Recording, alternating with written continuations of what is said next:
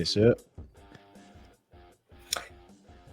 Good evening. Hello, everyone. It's your boy Mide here. Welcome to the Football Amigos show. They have the trios, of course, as always, bringing the Week 6 review to you today. Hope you all are doing well. First of all, it's your boy Mide. Ayo, how you doing today? Doing great, doing great. Just enjoying the games, Yeah. Yeah, you definitely enjoying the games. I don't know about me, but we'll get there. How about you, amigo Sam? Hey, I'm happy to be here, amigos. And to be honest, happy to see you, gentlemen. That's awesome. That's awesome. Amigos, hope you all are doing well. Another fun weekend for some people. Not so much for some others, but the show must go on. Hope you all are doing well. We'll bring you week 6 review. Started with a couple of games that were played this past weekend. Very entertaining. A lot of goals this weekend. Referees didn't have that much influence, except for some questionable games, but not as much as last week. So it seems like the game was really flowing in terms of excitement and from a neutral perspective. We will start with Arsenal versus Leicester. Arsenal played at home. Game ended 4-2. We will start with you as always, Mr. Ayo. What did you think about the game? It's a very interesting game. The first half, we were in control and felt like business resumed as normal. And then you take a break and you go back and you come into the second half thinking more of the same. You know, Saliba keeping their striker in his pocket, and we score maybe 2 goals and we close the goal advantage compared to Man City, and before you know it, they score a first goal, and you're like, okay, that was a freak accident, and we just business resumes as normal, and then they scored a second goal, and it's a worldie of a goal, and then you're like, what exactly is going on? And then as the game just keeps going and we keep trying and not scoring, and their goalkeeper just like turns into prime Neuer, I was just starting to think about what excuse I was going to use to skip the session. I was trying to think of what illness I was going to use. I was like, can I have a fever? I was like, but I can still talk. It has to be a cold, so I can be like, I'll be sniffling during the feed, so I can't be here, guys. I'm trying to You invent know a what you can family. just say? Just say there's a bad internet. Just join. you know, That's a good idea. I could just sit here for like 30 minutes trying to to get sound and to have myself on mute, and like you guys can't hear me. Like, you know, it works all the time. We've tried it here before to excellent results. Ooh. Yeah. Okay. Shots fired, I hope this shot amigos. got received. Shots fired. But regardless to say that no What matter happened what, today? I You didn't have to sure make are. any more excuses because Arsenal. Apologies for the sound distortion. Trossard came in heavy, and he was the decider. We kept pushing, and the game could have ended as a draw. But honestly, based on the underlying stats, it was some insane things like 37 shots, 17 shots in target, the most saves, most attempted shots on target by Arsenal since the Invincibles. He made one of the most saves. I think second to only David De Gea. David De Gea at the Emirates, and we just weren't making that final incisive goal. I guess decisive goal. And then he brings on Waneri, who has a wonderful cameo.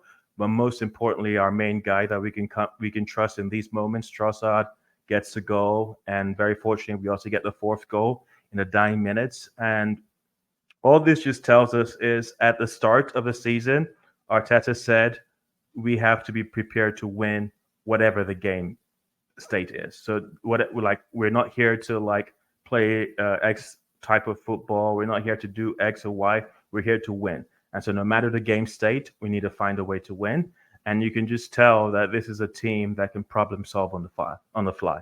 If something is not working, you can see them on the field making the necessary adjustments to create space, to create chances, and also the drive to get results. And so I'm proud of the team.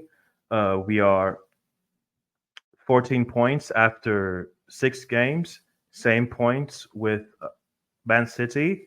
We are back. We're a point behind Liverpool, so that's going to be interesting. And maybe Aston Villa, depending on how tomorrow their game goes. And actually, no, they drew, right? Didn't they? Didn't Aston Villa draw? Yeah. So just Yeah. Liverpool Two ahead, two. and so Yeah, team we, switch. based on the amount of games we've played, how difficult they were, especially playing away from a lot of these games, I'm very proud to with where we are now. No, that's awesome. I actually saw that game, Ayo, and I was very impressed. To me, it felt to me that Arsenal's quality shined through. I feel like that first 20 minutes of the second half, we saw what Leicester could do in terms of trying to rally the boys back in. They actually played really well, but then they settled again. I don't know what Steve Cooper was trying to do, but I think Arsenal's quality just shone through. You just had too much quality for them.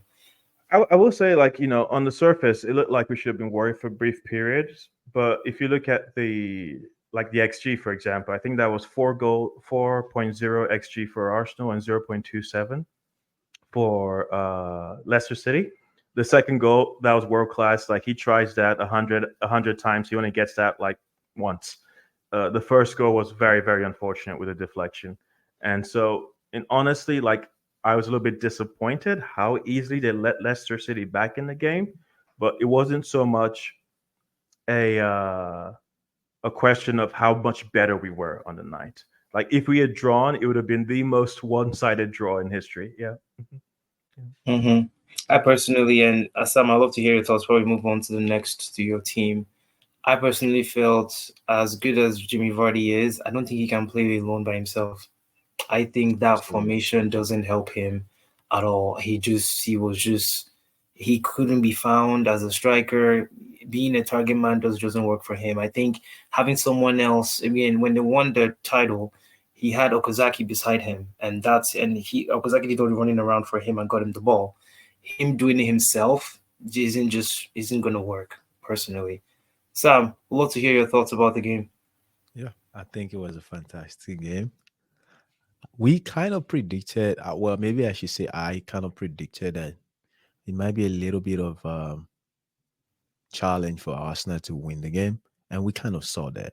Not because the other team is way better than Arsenal, but I just think they have this run that they've got going on. Like you said, Midday, yes, Jamie Vardy only cannot do it. Uh, I mean, everyone, we knew Arsenal is going to win that game somehow, but it's just not going to be another easy game for them. And I have to say, kudos to Arsenal. They've gone through a series of challenges, different types of challenges. The game with Man City was a different type of challenge.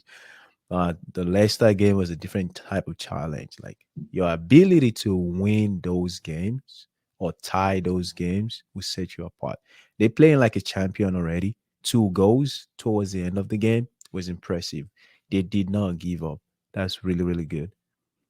But you got to say, shout out to Justin. Was it Jones? Justin Jones? I don't know his first name. The second goal was electric. I think it was one of the best goals. It was a, Yeah. I totally agree. I think the highlights for me was how Waneri played. I actually was very impressed. For a young kid that young, I think there was a time he made that run from the right side to the middle of the field. I was very impressed. I could see why a lot of people are talking about him. So more to come, more to come. I more to come. Amigos, like, share, and subscribe. Let us know what your thoughts are on that game. Do you think Jamie Vardy needs a support? Do you need support? Do you think Arsenal's going to miss Odegaard that much? I think they will, but a good team doesn't rely on one player. A good team relies on everyone in the squad. So more to come from an Arsenal there. In terms of Liverpool versus Wolves, Liverpool won 2-1. That game wasn't as easy that as we thought for Liverpool, but again, champions find ways to win. Sam, we'll start with you. What are your thoughts on that game? Yes. You said champions, and I had this. I already dreamt of lifting the title at the end of the season. They're playing like one, that's for sure. Yeah. No, it was outstanding, but it's a little bit of when you look at the games, we could have killed the game sooner. They also had chances. Credit to Wolves as well. We had about is it 9 or 10 corners. There is no way we could not have converted with those. We should be doing well. We have Virgil van Dijk, we have Kanate, and then eventually scored. Well, regardless, I really looking at the game. I saw the game. I expected more, but at the same time, I'm thankful we didn't lose the game as well.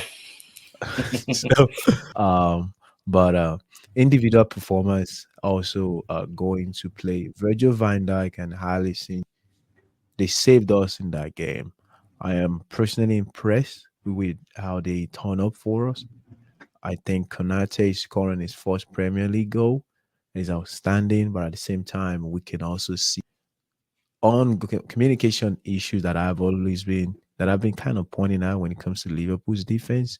We are strong manpower wise, but I don't know about the communication back in the back line. The goal for Wolves was actually caused by a lack of communication. As a defender, that that's too much real estate. I would just put it like that. Too much land for you to expect your keeper to jump up and come get the ball. You should still be able to clear out the ball. I think I see a little bit of laziness in that. I'm impressed with the team, but I'm always all about how can we improve? How can we improve? Hopefully, with this Champions League game coming up, there's a proper rotation. But I could also see the communication problem getting bigger with rotation. But we need to start resting those legs. We need to start bringing in those, especially at games like that. Honestly, at 80, bring in more guys. But overall, impressive game. I agree with you, Sam. But there was something you mentioned about that moment where Liverpool conceded, and I would love to hear your thoughts. I personally think, Sam, that the goalkeeper should have communicated to Konate that he was going to get the ball. That, to me, you're right when you say there's a lot of real estate in terms of the field size of Konate blocking the defender and the goalkeeper coming out to the ball. Allison just stood there. He didn't say anything. He just stood there expecting Konate to clear it. Konate was expecting him to come. They didn't tell each other, and then the mistake happened. Ayo, I would love to hear your thoughts on that. It seems to me that, and Sam, correct me if I'm wrong, you seem to think Konate should have cleared it. Yeah, so this is I my think thoughts. go ahead. Konate should have cleared the ball, and Harlison should have like say, "Hey, clear the ball," because Allison can see what the deal is. He can see the Mhm, situation, so he needs mhm. to communicate. However, as a defender, that's way too much of real estate to start expecting your goalkeeper to step in. So it's both ways. Communication is Mhm. a primary issue, but you know this as a defender, you don't take your chances. I can't True. remember what game we saw. One of the games of this weekend as well was he? I can't remember. One of the top flight game that the defender didn't properly clear the goal, and that's what cost the goal. I have to go look at the highlights and catch that. It But may have been Chelsea. I think one of the mistakes Chelsea made was that. it most likely with Chelsea because I know they have defense problems too. But yeah, Aya, what's your thoughts on that? Did you see the highlights Oh, or did you see the game? I got flashbacks to Arsenal Liverpool when Martinelli was bearing down, and Allison and Van Dijk had their own thing, Yeah, and yeah. we went through and scored. It happens. Honestly, there just needs to be a level of understanding as to each person's role and responsibility. A part of that is instructions from the coach, first and foremost, as to like what zones each individual is responsible for. Like they make that decision.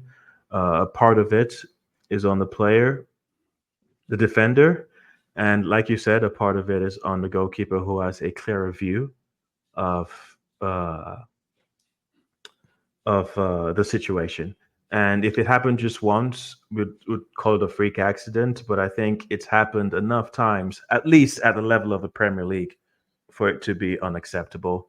I think Allison has to improve in terms of his coordination with the two defenders in front of him because they're talented. And I will say that, yes, we can blame it on a breakdown.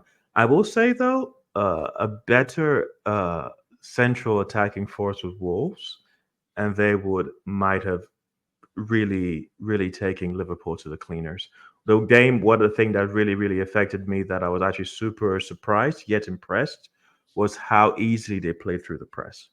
That was the part that was absolute. That took me by surprise. I thought Liverpool would be able to smother them, but they did that very effectively. I just don't think they had the quality to take advantage of the chances they were creating in the final third, while Liverpool did.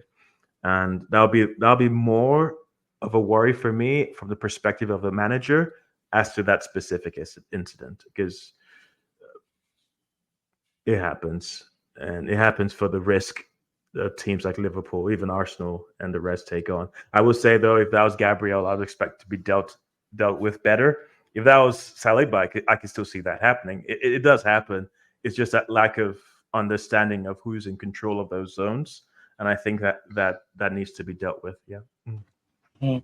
No, communication is key. I agree with both of you. Because that's what makes this fun, right? We may have different opinions about different perspectives or moments of the game, but that's what makes it fun. We get to talk about it. We get to share our opinions, and we'd love to hear yours as well. To again, like, share, and subscribe. Let us know from that Liverpool game. Was Liverpool just lucky? Were they just lucky, or were they just really effective? We'd love to hear your thoughts. All right, the elephant in the room. Of course, Manchester United plays Spurs today, and they lost, rightfully so. Spurs won 3-0. My perspective, we just didn't show up. I don't know if it's a combination of the coaching, the players' mentality. At the end of the day, we just didn't show up on the field. From the first whistle, first minute, Spurs were on it. I literally sat down after working and watched the entire game, and we just didn't show up. After the first 5 minutes, I already knew we were going to lose that game. Really? I knew. Yes. After the first 5 minutes, it was that bad. I could tell. And as you become a coach, there are certain things you start to notice that maybe your standard fans just don't, because they're so focused emotionally on the game. I was looking at body language. I was looking at how they were passing. I was looking at their pass completion. I was looking at their decision making. I could tell there was something off today. There was just something off. And after the first 5 minutes, I just knew. And then, of course, the goal came in. Imagine players losing the ball. Yeah, that happens. But then a center back runs all the way from their half to your half, gets past four people, Well, crosses the ball in for the winger to score, and wasn't marked. It was pretty obvious. I could tell. I would It say seems that like you're going to see something. it's Go not just ahead. any center back. It is arguably the fastest player in the league. Like, He is. like, so there has to be what's it called, some understanding there. From the replays, they blamed Dallo for losing his man on the other side. That was a bigger mistake because he wasn't tracking Johnson all the way. He actually looked like he abandoned his run. So Yeah, and it was funny because, and I'm glad you mentioned that, Ayo. He actually raised his hand when the goal went in. Again, body language, things like that tells me, yeah, these players are not here mentally. Now, again, like I always say, those are symptoms to a bigger problem. Some of the way the game ended, the different moments in that game were just all symptoms. They were all symptoms. From a United perspective, you had a team that didn't know what they are doing after 2 years. That's a question. Xerxes shouldn't have started that game based on the way he played. He's just not ready. We didn't have a style of play that made sense. Some players shouldn't be starting that game based on their recent performances, and I will say it's Rashford included. Delo, like 7 of them in that team. Again, not saying this because I want to be critical. I'm saying this because of what I saw. The body language wasn't there. The mentality wasn't there. From a coaching standpoint, Ten Hag has some blame as well too. He didn't set them up well. They don't know what they're doing. The only light that I could see from that game was the last 30 minutes of the second half. When he brought in Ericsson and Ahmad and Hoyland and Casemiro, something changed. They actually started to connect passes. They looked like they knew what they were doing. And to me, if that's the case, I would play that team for the next 5 games. The one that ended that game. I would keep them for 5 games and just let them play. Because at this point, you've relied on the stars. They make so much money. The hunger isn't there anymore. They know who they are. The red card for Bruno wasn't a red card. That's a yellow for me. He slipped. It wasn't intentional. But again, that was the only time the referee in this whole week had something to do with the entire game. But I am not going to blame our downfall based on that decision. We just didn't play well. That's the honest truth. We are just not a good team right now. And with the way things are going, I don't know how long United fans have the patience to allow this project work. I, Sam, I would like to hear You, from you thoughts, and then you I will mentioned go so with you as many well. things. You mentioned so many things. You said the team that played now, that played the last 30 minutes, you could keep them for the next 5 games. Would that be regardless of the results they get? Because if they play Yes, game one, game two, game three, I'm gonna assume that you want to give them more time to gel. Would you yes. still give them five regardless of From results? from what I saw, yes. And the Okay. reason why as a coach is because when a team played the way they played the first 50 minutes of that game. And then you made selections and you see a team that actually started connecting their passes. There were more chances. We finally had 5 shots on goal. And in that time frame, yeah, as a coach, I would want to keep that team because it looks to me that if their end product is that close to scoring and they're actually following your instructions, then yeah, regardless of their quality, I would play that team for 5 games. Ayo, One your other thought thoughts. before I Sorry, Sam, jump go to ahead. IO. The Hmm. last time Man United got relegated was 50 years ago. Yeah. Do you think a change in coach is needed in order to prevent a relegation anniversary? Like a jubilee, a golden jubilee or something. It's a very good question, to be honest. It's a very good question, and it would be one of the most embarrassing moments in uh, sports, not just in football. It would be in sports in general. If the Fair. results don't change, yes. Would you If for do the that next, before by the next international or by Mide, Christmas? Mide, why you entertaining this question? This part is just truly your ask. Like Hey, no, what no. is it? Hey, amigos want to see this. Amigos want to see this. Sam, No, I it's mean, not it's trolling. a Sam, Okay, have okay. mercy. Mide, it's okay. It's This is okay. what the show is it's all a about. fair question, though. It's a fair Mide, question. Mide is okay. It's okay. All right, all right. Okay, you don't need to answer that question. We'll see what the team does because there's a team with coaching, right? Or there's a team with our teams. You want something to happen, but you know that okay, there's need for that time, there's need for all of those things, and you also understand that what you want may not happen because you have the board, you have all these people that make this decision on behalf of the team, but because out of the passion that we have, you really want to see a change. But skip my question. How you saved the day? He saved you. All right, go to Ayo. Let's see what he's Oh, I got. don't care. I'm honest. I'll say it as it is. No, Right now, if he I, continues the way it is, I don't, then I he has don't, to go. I don't think it's relegation battle. I personally, I never thought Man United were in a place just as an organization to compete, not just for the Champions League final, but even Europa. I thought they were very, very lucky and had one amazing game last season to paper over a lot of cracks that had shown. I was looking at that game, and personally, even towards the end, I know you give them credit for the last 30 minutes. By that time, I believe Tottenham had taken their foot off the gas badly.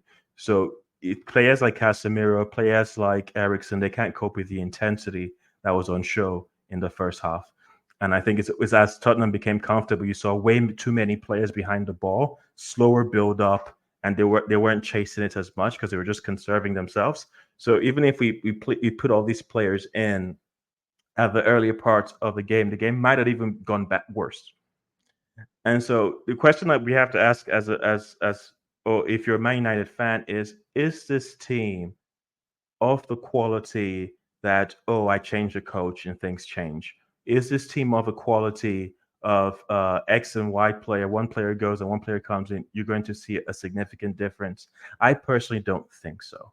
Like if you look across the entire squad and you think about the best Man United squads, how many of these players have a shoe in at almost any generation, even 5 years ago, of making it into the first team? Very like how many people would you even like call like top three overall Man United? Maybe Bruno might have a shout to be somewhere there, but everybody else doesn't make the cut, not even top five, top 10. And so you have to understand that I I just see the quality of the squad not that high. And when Right. Ragnick said that they need open heart surgery, I think just knowing the history of Man United, I think a lot of people understate or underestimate what that means. I personally don't even think Man United have made a big jump in terms of quality of the squad from last season.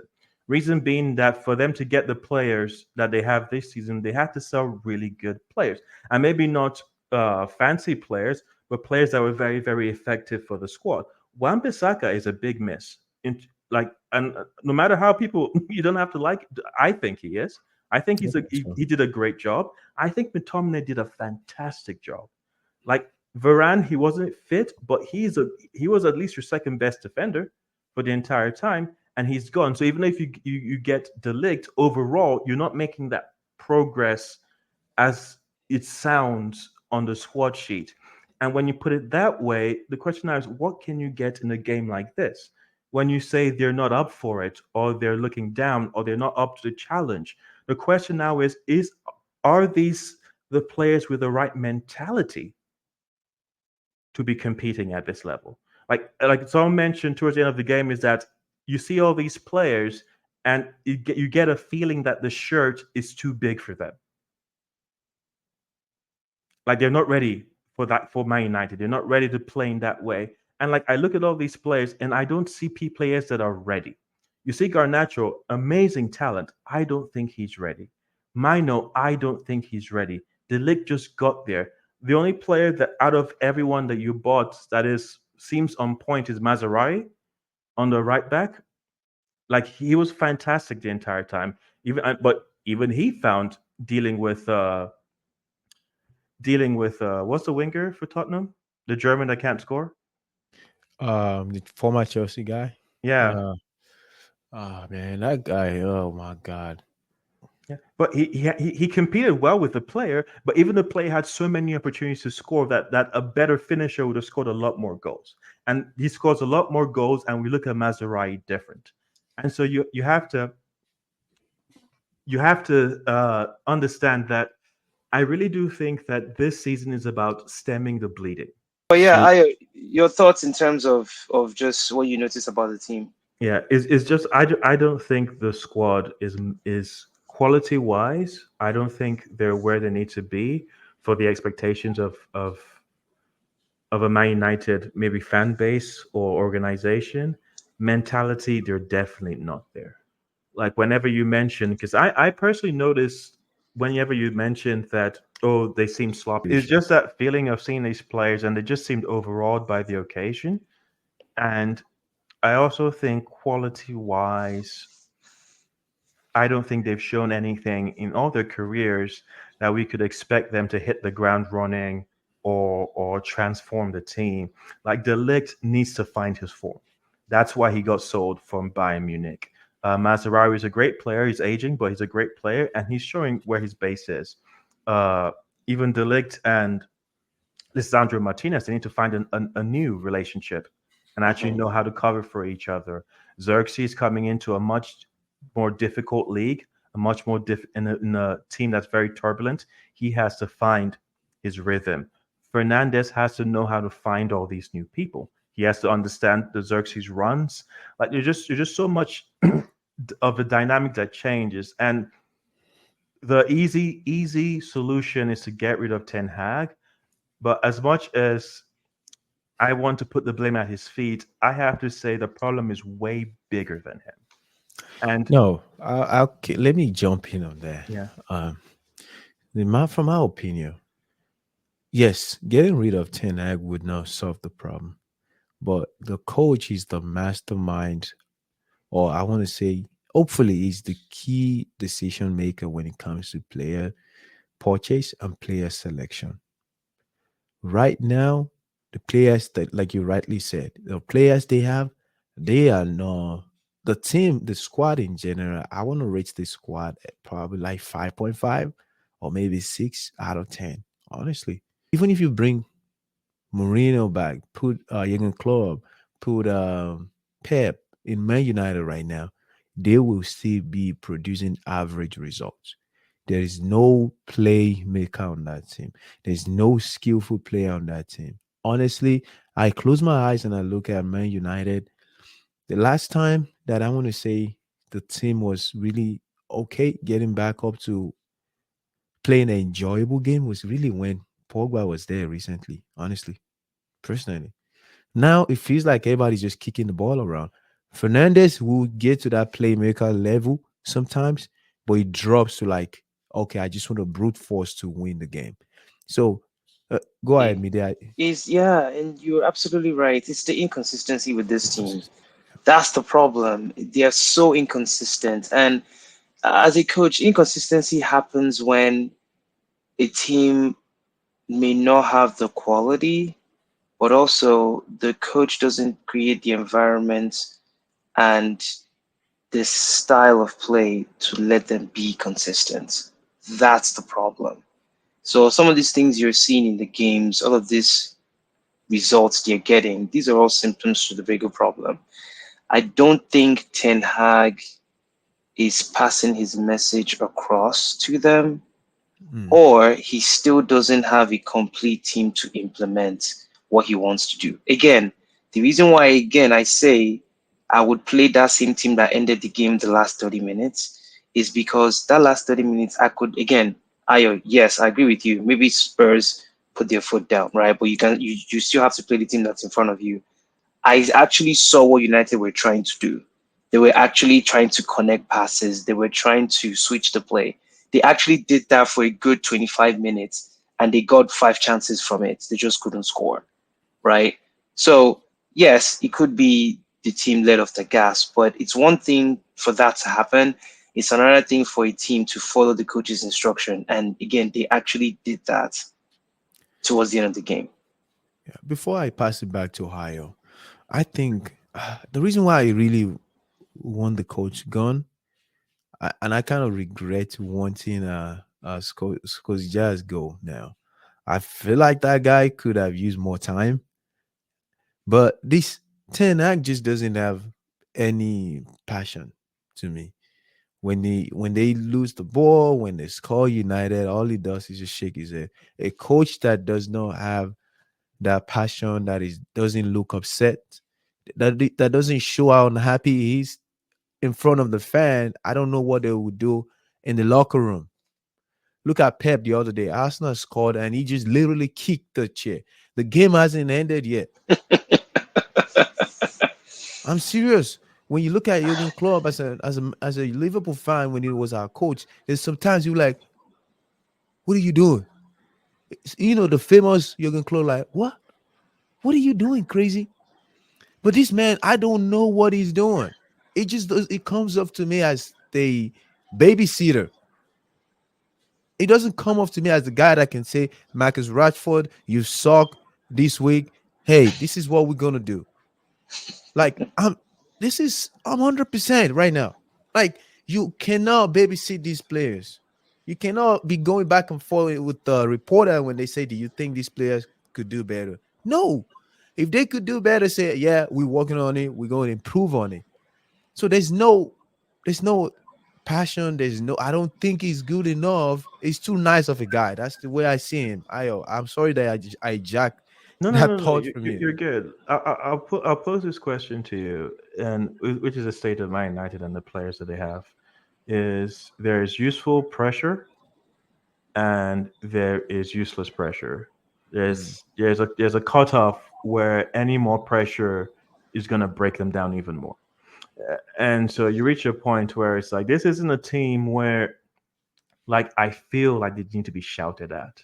That's how bad it's gotten. Like because like you think about there's some great coaches that have a personality, Arteta, Pep, but you look at Ancelotti, he doesn't make any sounds. He doesn't like but I can assume and hope that other there are other ways of communicating his uh uh Feelings, his idea. opinions, But I really observation. do think that there is a fragile mentality at Man United. Hundred I percent. really do think that their mentality is fragile. And not just their mentality is fragile, the supposed key players are very young, Mm. right? The players that we think that are going to bring the change we want, the Dallo, what's it called? Manuel. Garnacho, Maino, is after a certain amount, you have to protect them like as players. Like these are not the kind of players you should be throwing underneath the bus, especially at this stage in your development.